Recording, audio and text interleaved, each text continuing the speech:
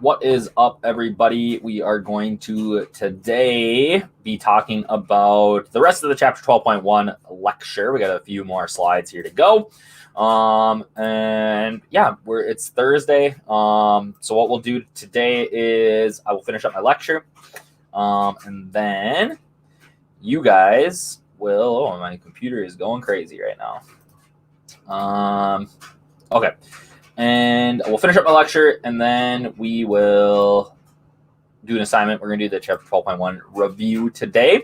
So it shouldn't take us too long. But yeah, so alcohol is a drug, right? We've talked about that, and it is very addictive, all right? So there are things called alcohol use disorders. So this is a substance use disorder in which a person has an addiction to alcohol and continues to consume it despite some negative health effects. So obviously, the negative health effect that we've talked about, that is most common to talk about is hangovers, right? But there are other negative health effects too. You can have things like liver failure. It can permanently slow down your motor skills. And it develops gradually through a series of stages. Like I said before, your brain adapts to the presence of alcohol in your body. And did you know that binge drinking during adolescence permanently damages your brain function? That's why we talk about your brain is not fully developed until the age of 25, and that's why some people want to put the drinking age to 25. You guys watched those videos yesterday talking about the legal drinking age at college, right? And I think that there's some really interesting ideas in there. Things about like the alcohol license, right? Would that work? I don't know, but I think that it's an interesting concept because I agree with some of their points that alcohol use is driven underground, which inherently is less safe, right? If kids are, and they binge drink quickly to go to parties where they're not drinking, and that's a really, really dangerous thing. And we've seen with some of these people like Gordy Bailey in that other video we watched where these kids are dying because of binge drinking, which is so scary.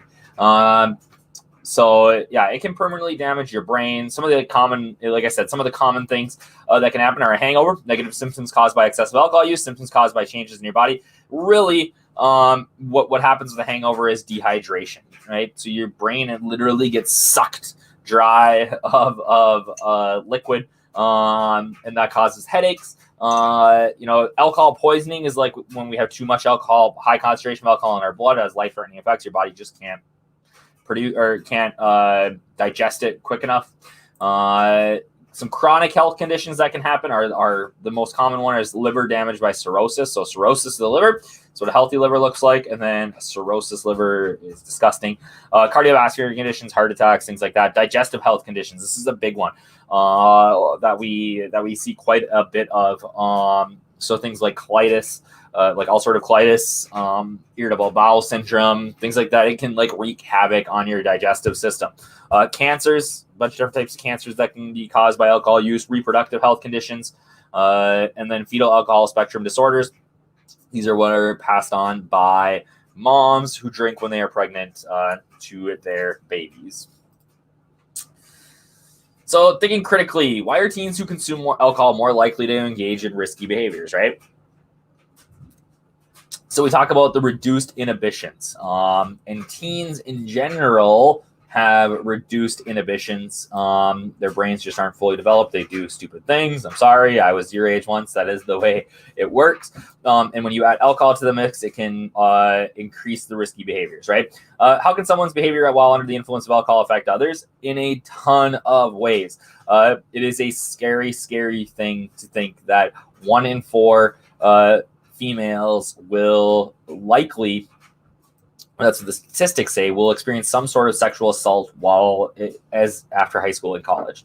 And a lot of times that has to do with alcohol use. It can influence your roommates. It can influence your friends and family. It's something that personally, I think we've talked about this in class before, but personally I've dealt with alcoholism in my family with my grandfather. And it affects people for generations, right? I am careful about my alcohol use because I saw when I was a little kid, what that did to my grandpa. And ultimately, you go back to the long-term health conditions, it affected his heart, right? And that's why he died. Okay. So we talk a lot in class about how I just give you guys the facts, and you guys are big boys and girls, and you're gonna make decisions on your own. You guys have been in my class the entire semester. You know that I don't sit up here and say, don't do that, right? Like, do I think you shouldn't do methamphetamines? Yes. This is the one spot that, like, the one spot in this entire curriculum where I will get up here and say that you cannot drive under the influence of alcohol. Do not. Operating a vehicle with a blood alcohol concentration at or over 0.08% for adults is considered driving under the influence. And really, that number should be lower. For teens, it's 0, right? Zero tolerance policy states that the only acceptable BAC for people younger than age 21 is 0%. That's Minnesota, North Dakota, everywhere. I really think that I would love to see that number lowered for adults to 0.05. It is like I said, the one thing that I will stand on my soapbox and say, like, you cannot do. If you need a ride, call someone. Do not get behind the wheel of a car, because you are not taking just your life into your hands. You are taking other people. I'm going to tell you guys 2 stories about how driving under the influence of alcohol has affected me personally and through my life. So the first story happened right out here. I was a senior in high school, and one of my best friends grew up on the same street, same neighborhood, played together for forever, went to high school together, worked together in the summers. He went to NDSU. His girlfriend went to UND. They went to high school, or obviously high school sweethearts, went to college, separate colleges. They got into a fight one night. Both had been drinking, weren't together. And so Anthony, my friend, decided, you know what, I'm going to drive and go see Cassie. And he drove under the influence of alcohol from Fargo to Grand Forks. Got here, pounded on her door. She's not letting him in. Like, are you kidding me? Like, he's drunk. She should not. Like, should happen. So instead, now he gets back into his truck, drives back. He makes it almost all the way to Fargo before he passed out and drove his truck into the ditch, rolled it. He was ejected. And at 19 years old, one of my best friends was gone, dead. Thankfully, it only affected, in terms of life, it only affected him. But now his girlfriend, who sat there, wouldn't let him in because he was drunk. She has to live with that for the rest of her life, that she could have arguably, like, she did the right thing. She did the right thing.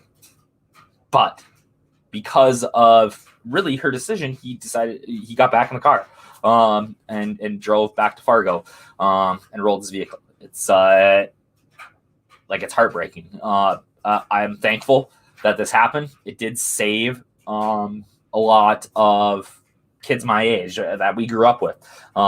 We saw, we buried one of our best friends at 19 years old because he made a bad decision with alcohol. And obviously it affects his family, but thankfully it didn't affect anybody else. This other story happens to two of my other good friends that they didn't do anything wrong. Anthony got behind the steering wheel, drove drunk. Riley and Natasha did not. So Riley, this was a little bit after college. I was teaching in Fisher, and Riley was a sheriff's deputy. Natasha worked at the school. Good friends growing up. They were already married. We were 22, 23. Natasha was my age. Riley was a year older. And Riley took the day off of work, traded schedules with somebody else because he was going to surprise Natasha, and they were going to drive down to Duluth to go shopping. We don't, in International Falls, where I grew up, we don't even have a Walmart, right? Like, small town. So they were going to drive 2.5 hours down to Duluth to go shopping. And if it was this time of year. And if you guys know where International Falls is, we're up in northern Minnesota, big time fishing community right on the Canadian border. There's people, hundreds and hundreds and hundreds of tourists that come every single year. And so Riley and Natasha got up early. They got up at 5, got in the car, decided that they were going to drive. Obviously, he surprised her. They were going to go to Duluth shopping for the day. They wanted to get there early. So at about 6:30 a.m., They were driving in his vehicle, and they were coming up over the crest of a hill. Obviously, it's 6:30 in the morning. They're not drinking. They were driving up over the crest of a hill, and a tourist who had been drinking the night before and had a blood alcohol content over 0.08 was driving a big Duramax diesel pickup hauling a boat. And they met each other at the top of the hill. And the diesel pickup was swerved and was not in his lane and essentially drove entirely over the top of Natasha and Riley. Their car obviously went into the ditch. They were ejected. And these were two kids that were just starting their life together and passed away. The guy hadn't been drinking, driving the vehicle, hadn't been drinking in a while. They went to bed at like 2 or 2:30 the night before, woke up the next day 4 hours later, and because of how much he had to drink the night before, 4 hours later, right? So we saw how in the blood alcohol content assignments, we saw what that does. We saw that, yeah, if you have enough alcohol in your system, like hours and hours later, you can still be considered drunk. And he was, and drove over the top of two of my friends and killed them. And he walked away scot-free, which isn't fair.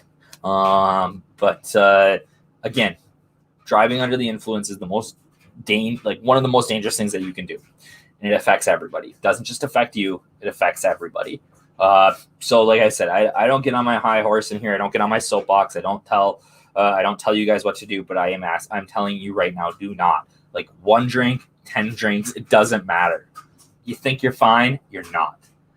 Because you have to live with that for the rest of your life. Like this guy who, he went to jail, drove over my friends, but like he has to live with that for the rest of the life. Like he thought he was fine, thought he was okay, was driving up north to go fishing in Canada. Had stayed the night before at a resort and was drinking, got up the next day and killed somebody.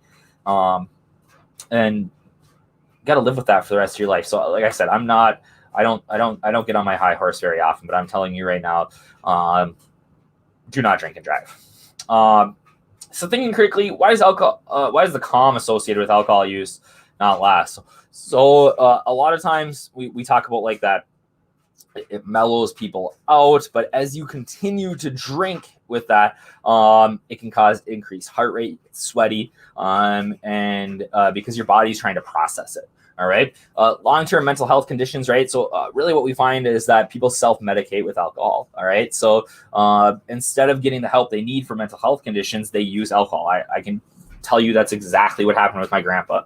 Back in the, now it seems like there is still a stigma attached with mental health, like we talked about in that unit, but it's not back, 15, 20, 25, 30 years ago, like it just wasn't normal for guys, especially guys, to get help, or to ask for help. So my grandpa was always somebody who enjoyed having a good time, was the life of the party. And my grandma, unfortunately, died before I was born. She had cancer twice. First time beat it, second time came back and was everywhere and passed away at 47 years old. So pretty young. And my grandpa never got over it, right? And we say like he never got over it, but he had serious mental health issues, depression, because of, my grandma's passing. He experienced this traumatic event, and instead of getting the help that he needed, what did he do? He turned to alcohol. All right. And we see this all the time, right? So not only does it not help the mental health conditions, it exacerbates them. It makes them worse because you're not getting help and you're trying to put like a Band-Aid over it, and it just doesn't work, right? So alcohol use can lead to long-term issues. So social, legal consequences, strained relationships, disruption of future plans, limited success in school and work, fines, community service, suspended job. That's fine. Those are all consequences. What I'm going to tell you right now is we watched a little bit of that stuff on the Gordy Bailey, the binge drinking. If you are in a situation where, like, I'm not dumb, kids drink alcohol, teenagers, high schoolers, like we know that, right? College kids, like if you are ever, like I don't care if you are 16 or 35, if you are ever in a situation where somebody you are with is passed out, you is unresponsive, and you are concerned that they might die, do not leave them there. Do not let what happened to like Gordy Bailey happen, right? Again, you have to live with that for the rest of your life. You are an accessory to that crime.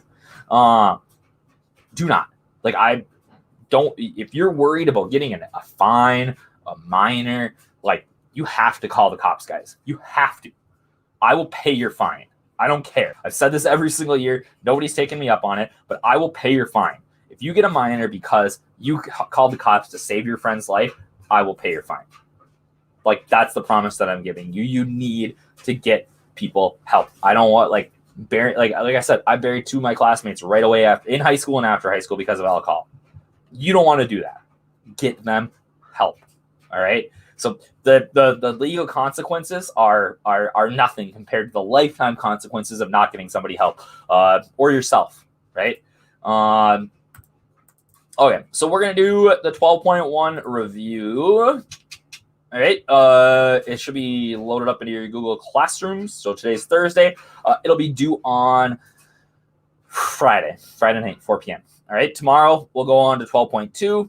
Talk about that. We'll go from there. Bye, guys.